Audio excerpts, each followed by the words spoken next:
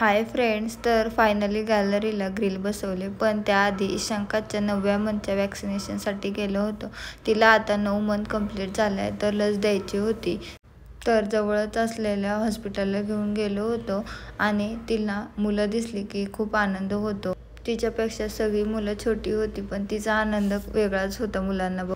लस दिली आणि घरी आलो. तर घरी आल्यानंतर हे गॅलरीला ग्रिल बसवून घेत होते. तर हे खूप छान आहे ग्रिल वगैरे, म्हणजे खूप दिवसाचं चाललं होतं की बसवून घ्यायचं, पण मुहूर्त लागत नव्हता. तर दिवाळीवरून आल्यानंतर ठरवलं की बसवून घेऊयात आणि बसवून घेतलं. फायनली खूप छान वाटत होतं. छोट्या नेटपेक्षा हे ग्रिल खूपच छान वाटत होतं व्हेंटिलेशनसाठी, आणि व्ह्यूसुद्धा खूप छान दिसतो. आणि सगळा पसारा झालेला गॅलरीमध्ये आवरून घ्यायचा होता. तर गॅलरीमधला पसारा वगैरे आवरून घेतला. त्यानंतर त्यांनी चितळेमध्ये गेलं होतं, तर खूप सारं खाऊ आणला होता तिच्यासाठी किंवा आमच्यासाठी.